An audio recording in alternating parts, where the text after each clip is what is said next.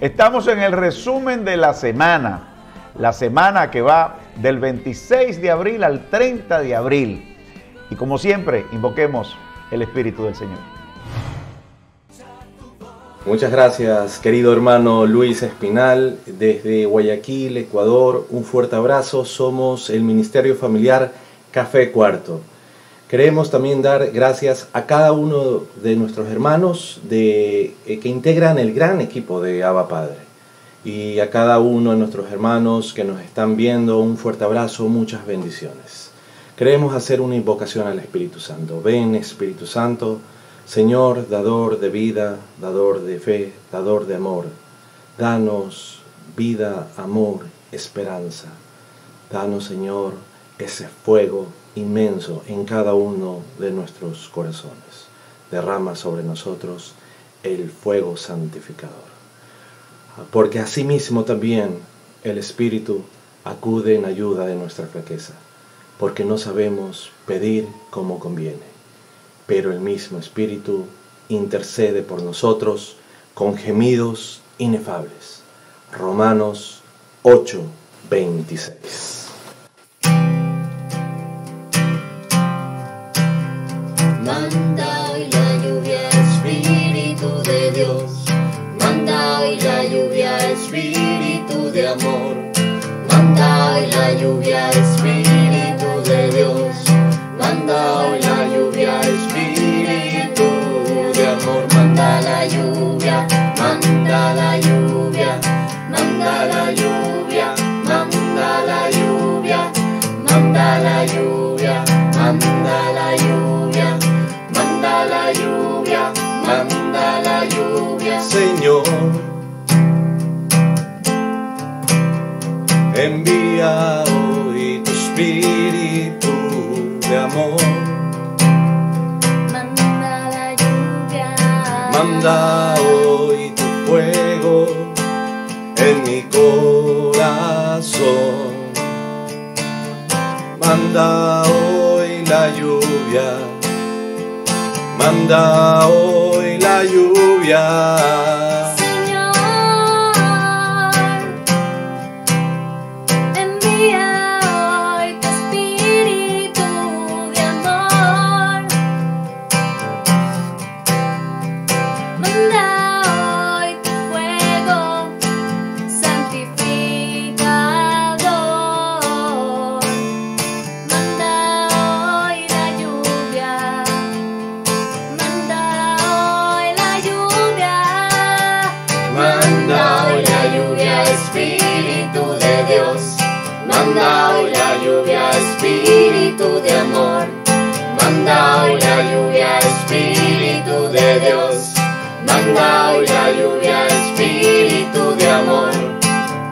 Y no hay otro nombre sobre todo nombre en el cielo. Aleluya, aleluya, aleluya. Alabamos tu gloria, Señor. Alabamos tu nombre en el cielo. Aleluya, aleluya, En la tierra. aleluya. Manda hoy la lluvia, Espíritu de Dios. Manda hoy la lluvia, Espíritu de amor. Manda hoy la lluvia, Espíritu de Dios. Manda hoy la lluvia, Espíritu de amor. Manda la lluvia, manda la lluvia, manda la lluvia, manda la lluvia, manda la lluvia, manda la lluvia, manda la lluvia, manda la lluvia, manda la lluvia, manda la lluvia, manda la lluvia, manda la lluvia, manda la lluvia, manda la lluvia, manda la lluvia, manda la lluvia.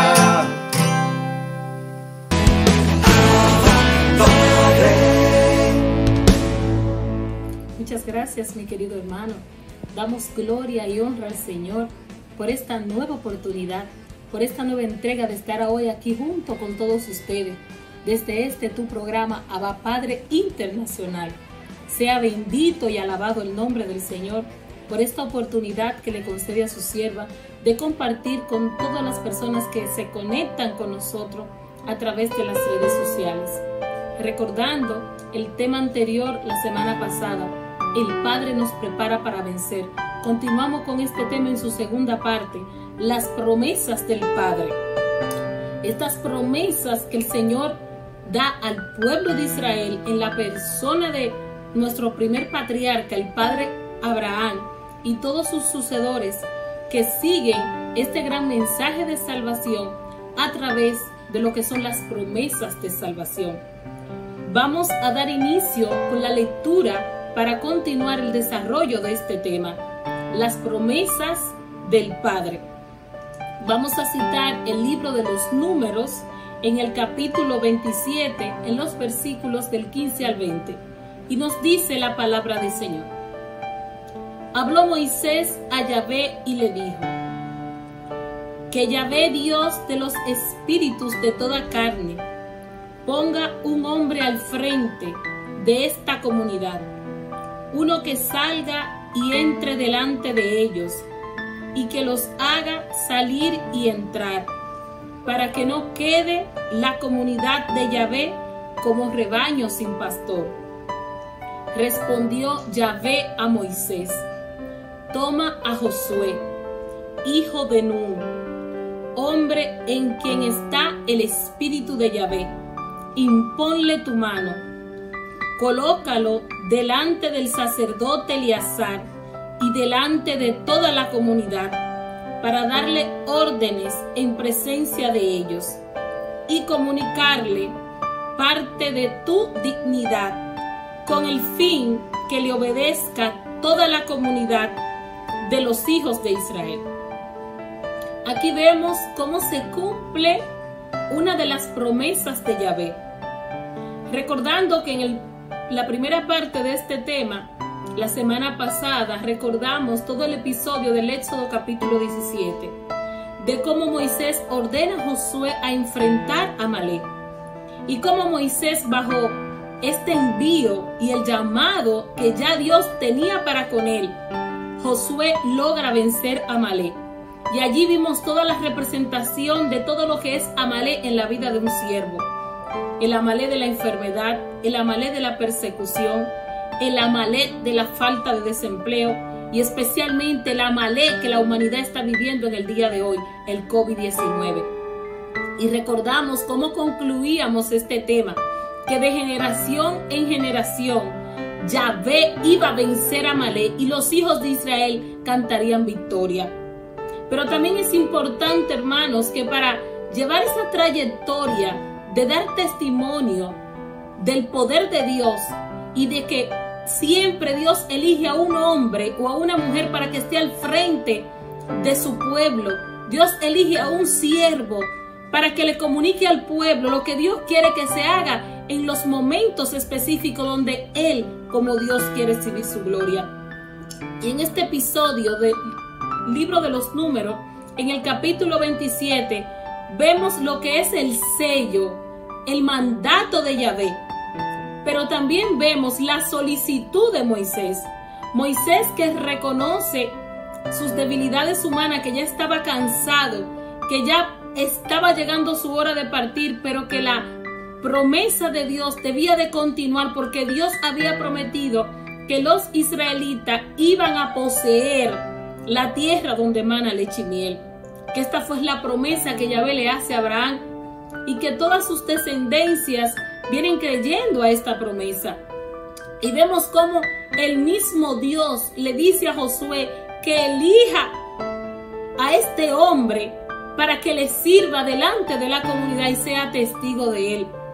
Pero también podemos ver que Josué, durante toda la manifestación y la exhibición de la gloria de Dios manifestada en Moisés, nos dice también la palabra que Josué nunca se apartó de Moisés. Josué fue un discípulo, un aprendiz, un servidor atento a los mandatos de su Señor en la persona de Moisés. Pero también vemos que el libro de los Números, en el capítulo 14, en los versículos del 5 al 9, se nos habla de cómo Moisés ordena a 2 espías a que fueran a situar, a observar cómo era aquella tierra que iban a poseer. Y vemos que de los 12, solo Josué y Caleb son los que exploran la tierra, rasgan sus vestiduras y dicen a toda la comunidad de los israelitas: no tengan miedo, porque aquella tierra que vamos a poseer en herencia es cierto que está situada de gigantes, pero es mucho más cierto que Yahvé, el Dios de Israel, nos acompañará y está con nosotros. Los otros 10 espías se enfocaron en que la tierra, en que la promesa que Yahvé les había prometido estaba llena de barreras, estaba situada de gigantes. Se enfocaron en la parte humana, en lo que es imposible para el hombre vencer. Y es aquí, hermano, donde muchos de nosotros, muchos hijos de Dios, muchos elegidos, siervos, hombres y mujeres que le sirven a nuestro Dios, no han podido ver lo que Caleb y Josué pudieron ver al pisar la tierra prometida. Es que nos enfocamos en que Dios nos tiene tal cosa para darnos como bendición, pero no estamos dispuestos y muchas veces no estamos listos de enfrentar las barreras humanas o actitudinales que hay en el camino, que se manifiestan en toda la trayectoria para que nosotros recibamos las promesas del Señor. Y es por ello que vemos cómo Josué, lleno de fe, creyendo a las promesas de su Dios, les explica a todos los que estaban allí reunidos, a todo el pueblo de Israel: no se acobarden, nosotros venceremos esos gigantes. Y es por ello, hermano, que nosotros tenemos que representar esta fe, este gran desafío. Este es un tiempo, hermano, estas palabras que el Señor ha puesto en mi corazón son para jóvenes, son para personas que están esperando que Dios les diga: es tiempo, levántate, es tiempo de conquista. Las promesas del Señor son para su pueblo elegido, para que el pueblo de Dios se levante y esté listo para conquistar, para que el pueblo elegido de Dios sepa que aunque todas las situaciones que estamos viviendo y aunque el pronóstico que actual hoy la humanidad está pasando torne contrario a lo que tú y yo estamos esperando de parte de Dios, pues el Señor nos invita a vencer, a avanzar, porque Él está con nosotros. Bendito sea su nombre. No hay por qué nosotros quedarnos atemorizados, quedarnos en el pánico de que esta situación, que la pandemia, que la crisis, que el Estado, que las malas administraciones del gobierno nos han impedido a nosotros avanzar y cumplir el propósito de Dios. Es tiempo de conquistar. Y el primer mandato que se le fue entregado a Josué en la persona de Moisés cuando lo envía a aquella misión es: ve y pisa y posesiona la tierra que tú y tu pueblo van a poseer. Y esta travesía que Moisés le asigna a Josué fue una travesía para que todo el pueblo de Israel sea testigo de las promesas que Yahvé hizo a su padre. Y nosotros, como hijos de aquel padre, tenemos que poner en práctica el mandato de nuestro Dios. Podemos ver en el libro de los Números, capítulo 13, en el versículo 16. Aquí vamos a ver específicamente por qué Yahvé elige a Josué. Números 13, verso 16. Estos son los nombres de aquellos hombres que Dios envió a explorar la tierra prometida. Osea, hijo de Nun. Moisés le llamó Josué. Josué significa en hebreo Yahvé de salvación. Yahvé salva. Y de hecho, Yahvé lo elige como un instrumento para realizar su plan de conquista hacia la tierra prometida.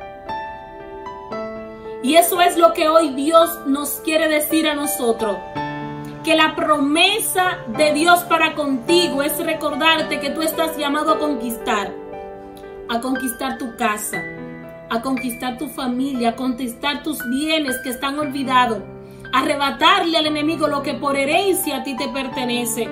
Es tiempo de conquistar las esperanzas, es tiempo de conquistar los sueños, es tiempo de restaurarnos, de recuperarnos, hermano, y no tener miedo en el nombre del Señor. Y nos sigue diciendo algo muy importante esta palabra de Dios. Yahvé eligió a Josué, siendo Josué un general, un soldado que combatía con todos los enemigos en defensa del pueblo de Israel. Dios conocía como padre el corazón de Josué. Y es por ello que en esta promesa de salvación y de conquista para con el pueblo de Israel, Dios, después de la muerte de Moisés, se dirige específicamente a Josué con estas palabras. Cito el libro de Josué capítulo 1 en los versículos 4 y siguiente. Desde el desierto y el Líbano hasta el río grande, el Éufrates, toda la tierra de los hititas y el mar grande fueron vuestros territorios.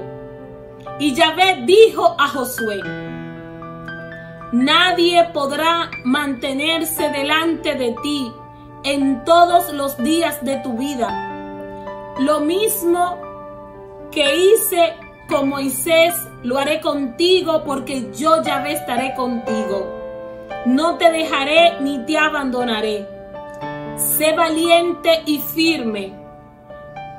Sé pues cuidadoso en cumplir mi ley, y tendrás éxito en todo lo que yo te mande.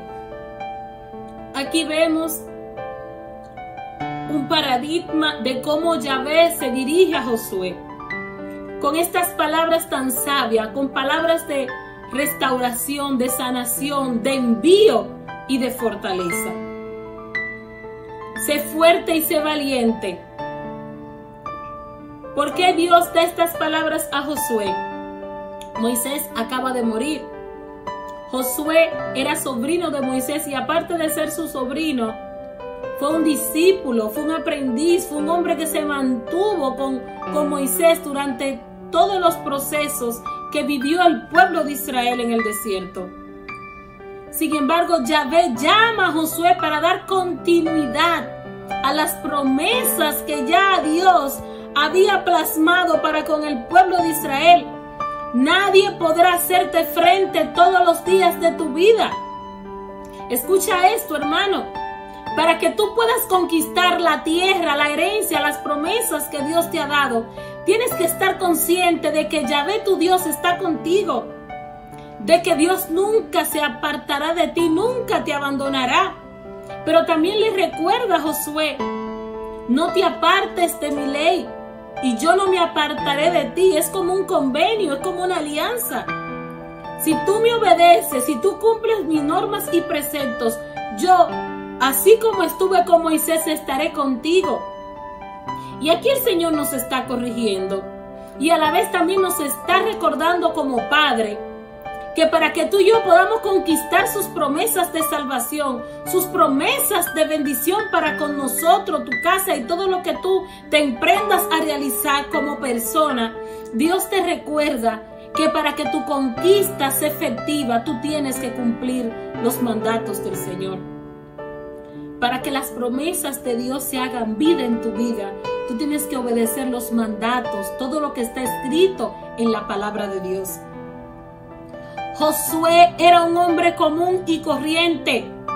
Sin embargo, Yahvé lo elige porque encontró en Josué un corazón humilde, un corazón lleno de fe.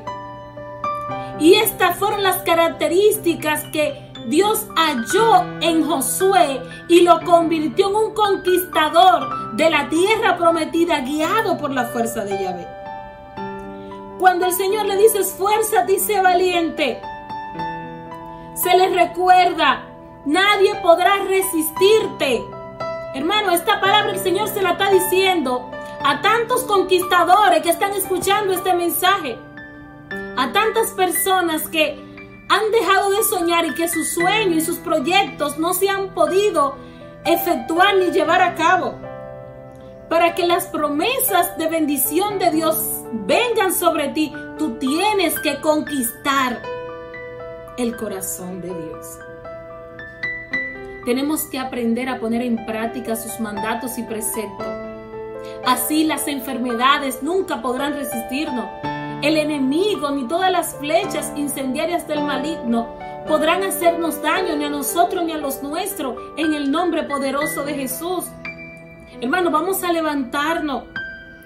Vamos a creer que somos conquistadores. Vamos a creer que la fuerza de ese Santo Espíritu de Dios ya está en nosotros y que quiere efectuar en nosotros en este día una conquista de salvación, de restauración y de que nuestra tierra prometida es la casa del Padre. En el nombre poderoso de Jesús. El Señor nos invita a reflexionar que la tierra prometida era un regalo de Yahvé para los hijos de Israel. El regalo más grande de recibir la gracia de Dios.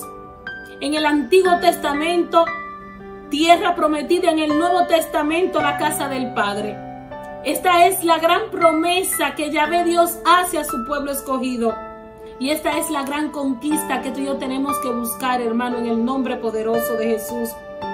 San Pablo, en la carta a los Efesios, en el capítulo 1, en el versículo 3, nos dice: los cristianos hemos sido redimidos, somos bendecidos con toda bendición espiritual en los lugares celestiales, en la persona de Cristo Jesús. En Cristo Jesús hemos alcanzado la mayor conquista, sin mérito alguno, por el hecho de profesar con nuestros labios que Jesús es el Señor y creer en nuestro corazón que Él es nuestro Salvador. Ya nuestra conquista, hermano, está garantizada, está segura. Y esta es la promesa que Dios tiene para ti. Bendito sea su nombre. Así como Dios reveló y se manifestó para con Moisés, luego su sucesor Josué, hoy tú eres el nuevo conquistador de tu casa, de tu familia, de los grupos de oración, de esa misión apostólica, de esa misión espiritual que Dios ha depositado en tus manos. Sé fuerte y sé valiente, hermano y hermana. Y en este momento vamos a orar.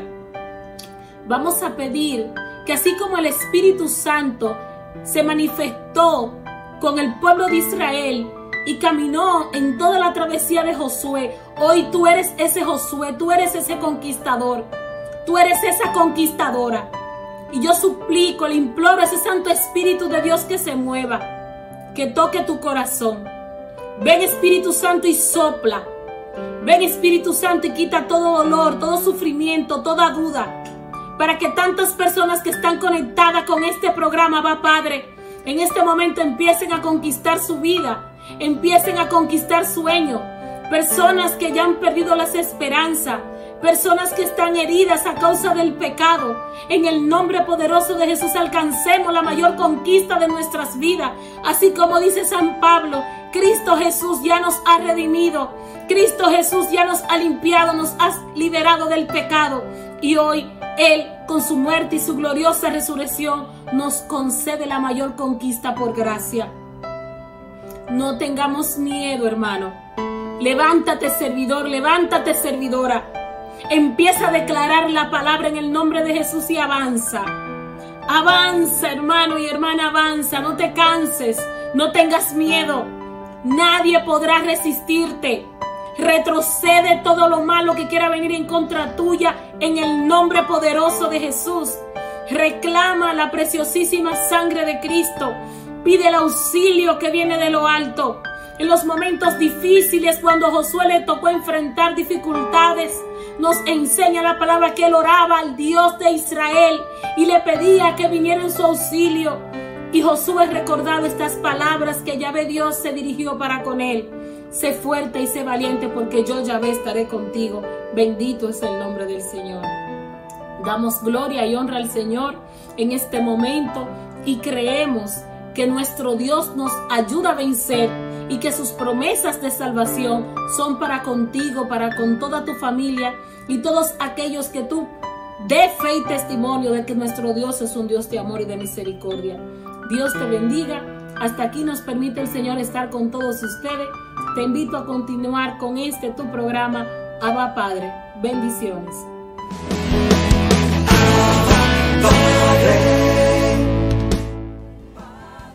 Conociendo al Espíritu Santo. Y por eso invocamos su presencia sobre cada uno de nosotros. Como dice su palabra, que llegó el día de Pentecostés como un viento. Invocamos ese viento sobre nuestra vida como un fuego, para que venga también a purificar nuestros corazones, y que venga el Espíritu Santo como esa brisa fresca a poner paz en nuestra alma. Seguimos en esta tarea de conocer al Espíritu Santo, de saber quién es el Espíritu Santo, de entender la forma de actuar, de obrar del Espíritu Santo en la vida del cristiano. Somos conscientes que existen hombres y mujeres en su tribulación oprimidos, sus corazones oprimidos por la tristeza, sus corazones oprimidos por la soledad, con corazones oprimidos por la angustia, corazones que están invadidos por el miedo, corazones que están oprimidos por la enfermedad, corazones que están oprimidos por las influencias del mal, porque han expulsado al Espíritu Santo del corazón y le han dado la oportunidad que entre el espíritu del mal a reinar en su vida.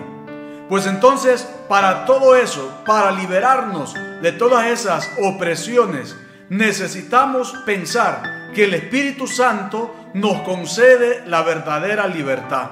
El Espíritu Santo nos da la libertad y nos da la paz. Nos dice en Romanos 8:2, porque la ley del Espíritu que da la vida en Cristo Jesús te liberó de la ley del pecado y de la muerte. Palabra de Dios. Porque la ley del Espíritu que da la vida en Cristo Jesús te liberó de la ley del pecado y de la muerte. Nuestros corazones también a veces están oprimidos por el pecado que reina en nosotros, porque muchas veces nos hemos deleitado y nos deleitamos en el pecado, en el placer que produce el pecado, y eso es lo que nos mata espiritualmente. De esa muerte espiritual es la que nos libera el Espíritu Santo. Por eso es importante invocar su presencia sobre nosotros. Por eso es importante invocar su presencia sobre nuestra vida, porque si el Espíritu Santo reina en nuestros corazones, entonces va a desaparecer de nosotros toda opresión. Y necesitamos que venga el Espíritu Santo a nuestros corazones, porque también nosotros somos esclavos no solamente del pecado, podemos ser esclavos también de algún vicio. Alguien puede ser esclavo del vicio de las malas palabras, que a veces las dice sin querer decirlas y con ellas lastima el corazón de los demás. Alguien puede ser esclavo en el sentido del oído, que se deleita escuchando cosas que le quitan la paz. Alguien puede ser esclavo en el sentido de la vista, que se deleita viendo cosas que no le agradan a Dios y que también le hacen perder la paz. Alguien puede ser esclavo del resentimiento, del odio, de la ira. Entonces, para liberarnos de todas esas opresiones, necesitamos la presencia del Espíritu Santo, porque el Espíritu Santo es el que nos va a dar la verdadera libertad. El Espíritu Santo es el que nos va a permitir renacer a esa vida nueva. Y cuando renacemos a esa vida nueva, es cuando entonces podemos decir que estamos siendo libres. Y cuando somos libres, sentimos ese deseo de buscar a Dios. Cuando somos libres, el corazón nos mueve al encuentro del Señor. Y cuando somos libres, el corazón nos impulsa al encuentro del hermano necesitado. Y cuando somos libres, el Espíritu Santo nos usa como instrumento para bendecir a los hermanos. Cuando somos libres, el Espíritu Santo se manifiesta de una manera inesperada en nuestra vida, en la vida de los demás. Y cuando somos libres por el poder del Espíritu Santo, es cuando entonces reconocemos que con su presencia nos sorprende en cada momento. Cuando somos libres es cuando podemos reconocer a través de la fe toda clase de bendiciones que el Señor derrama sobre cada uno de nosotros. Por eso es importante que pidamos esa fuerza del Espíritu Santo, que nos haga libre, que nos dé esa verdadera libertad que tanto necesitamos. Libertad para amar al Señor, libertad para amar a los hermanos, libertad para servir a los hermanos, libertad para anunciar su palabra sin miedo, libertad para que desaparezcan de nosotros toda clase de prejuicios, libertad para vencer todos aquellos obstáculos que al momento que queremos servir al Señor no nos dejan entregarnos completamente a Él. Para eso necesitamos que venga el Espíritu de la libertad, que venga a resucitarnos de esa muerte espiritual, que venga a poner en nuestros corazones una vez más ese deseo profundo de conocerle, de amarle, de invocarle, para también darlo a conocer a los demás.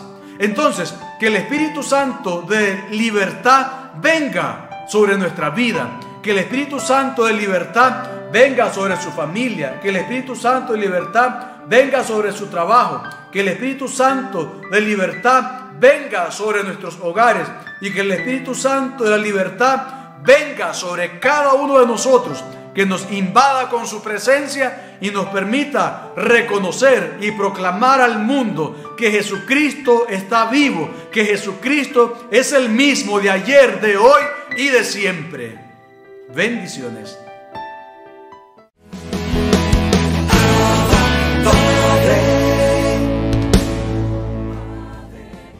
Bendiciones abundantes a todo el equipo de Abba Padre Internacional.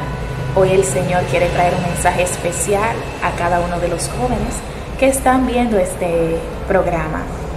Vamos a trasladarnos al pasaje de Hechos de los Apóstoles 25, donde Pablo y Silas son encarcelados.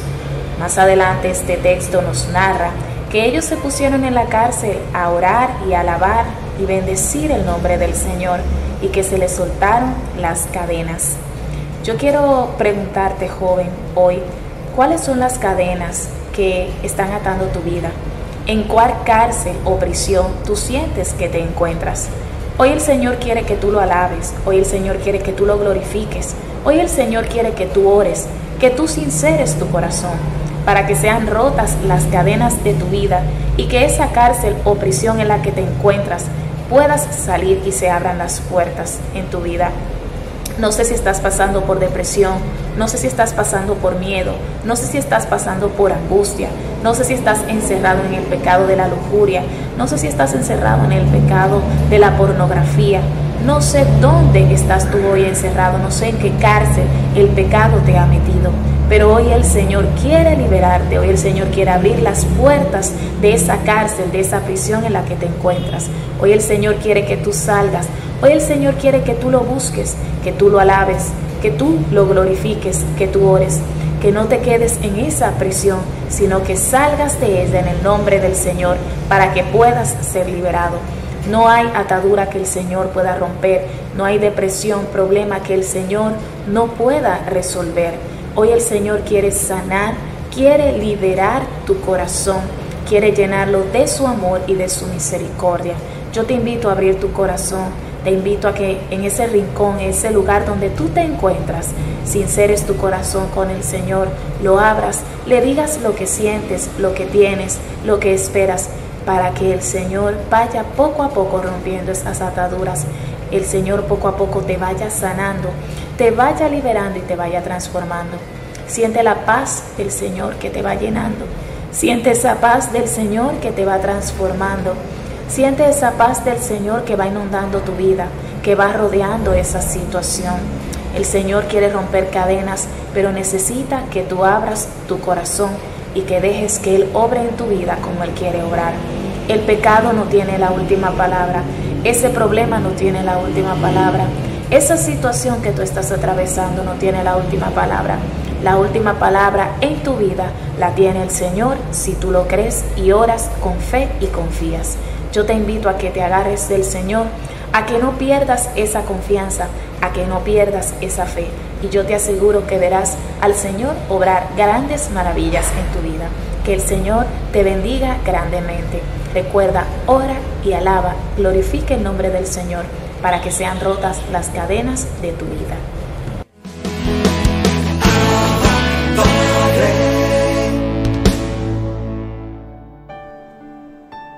Comenzamos saludando al Señor como solía hacerlo San Francisco. Te adoramos, Señor Jesucristo, también en todas tus iglesias que hay en el mundo entero, y te bendecimos porque por tu santa cruz redimiste al mundo. Continuamos la serie de reflexiones dedicadas a conocer mejor a Francisco a partir de su testamento. En este segmento reflexionaremos primero sobre cómo continúa Francisco en el testamento, refiriéndose al tema de su fe en el sacramento eucarístico, tras haber desarrollado la temática de su fe en los sacerdotes.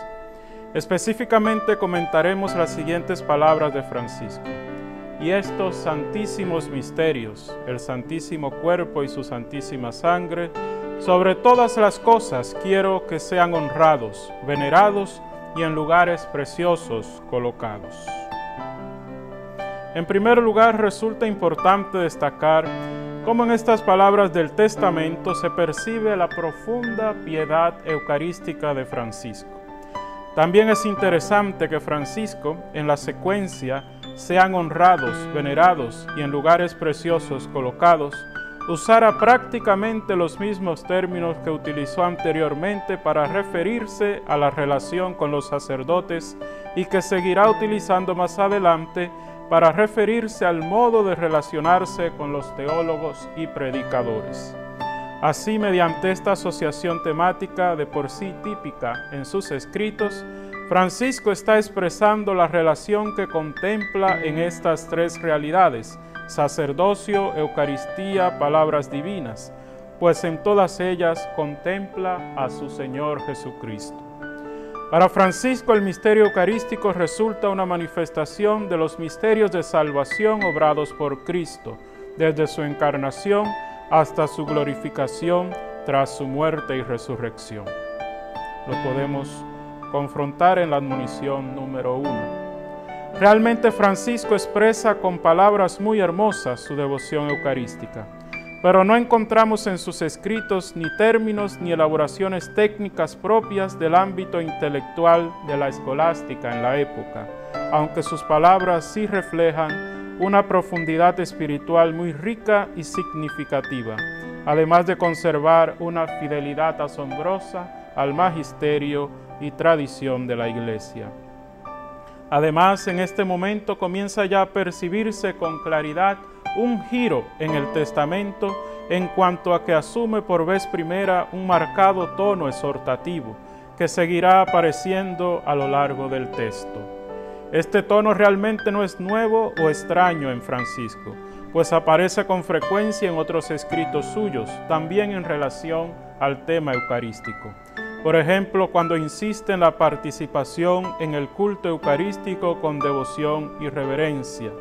Lo podemos confrontar en la regla novulada, capítulo 20, números del 5 al 6, en la primera carta a los custodios, números 6 y 7. Así como cuando exhorta a que se reciba con preparación y pureza el cuerpo y la sangre de Cristo, pues ya en la época crecía la costumbre de que se participara en la celebración eucarística sin necesariamente comulgar. Asimismo, los biógrafos también destacan la importancia para Francisco de la participación frecuente en la Eucaristía y de la comunión periódica. Sin embargo, no es que Francisco, a partir de este momento, mantenga en el resto del testamento únicamente este marcado tono exhortativo, sino que irá integrándolo poco a poco. Primero comenzará a alternar o pasar con normalidad del recordatorio a la admonición y exhortación, y luego ya irá acentuando más el tono exhortativo.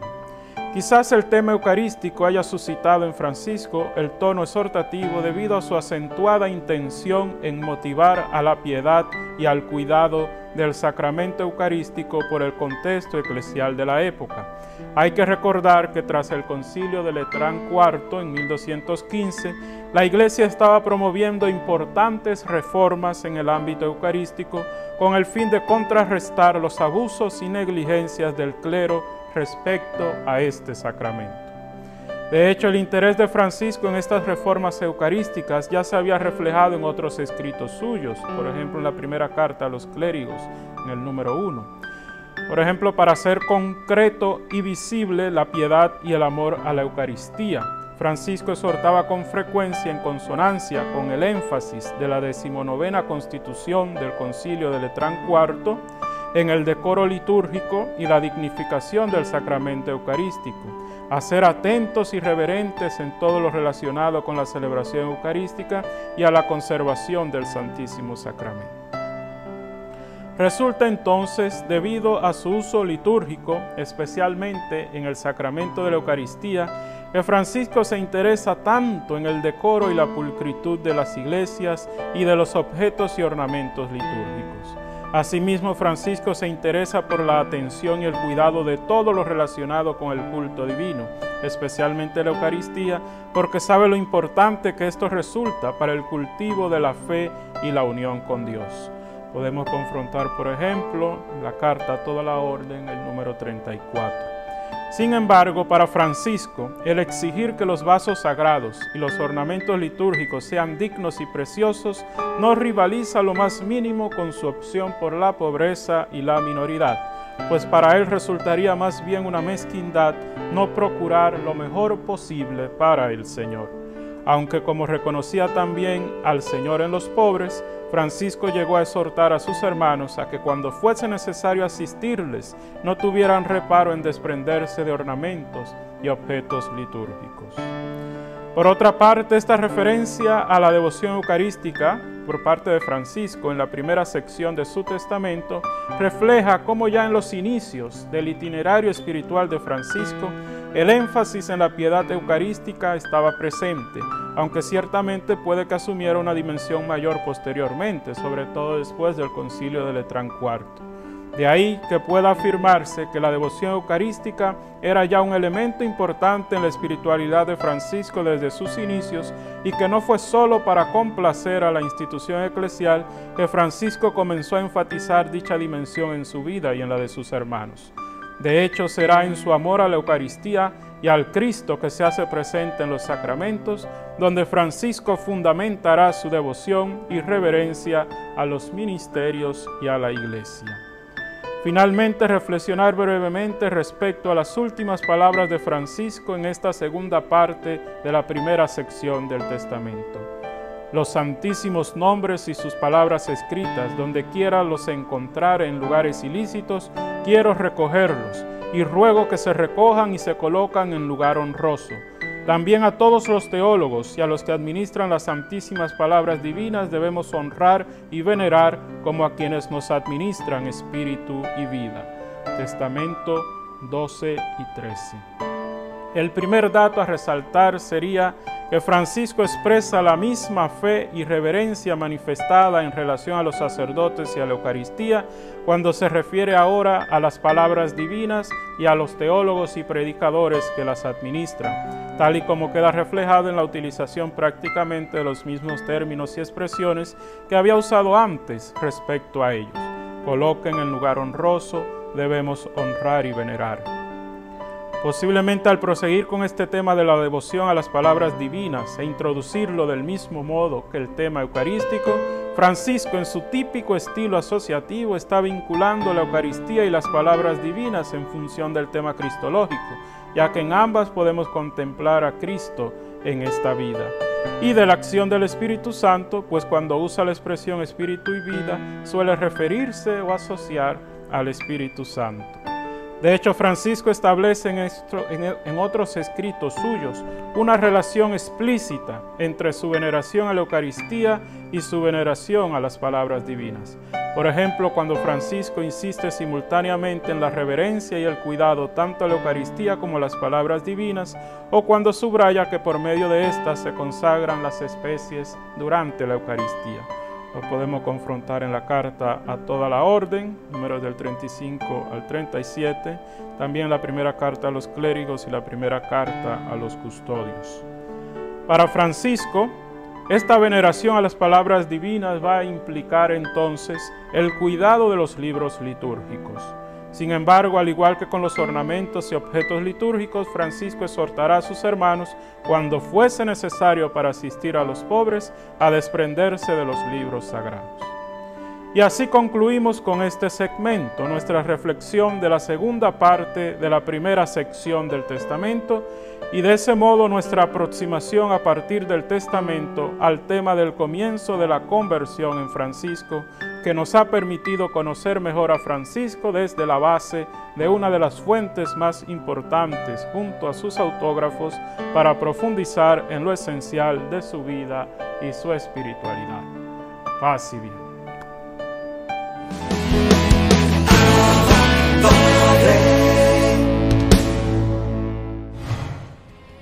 Así concluimos este resumen de la semana del 26 al 30 de abril de tu programa Abba Padre Internacional, dándole las gracias a tantas emisoras de radio y de televisión que transmiten este programa por cerca de 20 países diferentes. Es una gracia permanecer en la gracia. Hasta la próxima.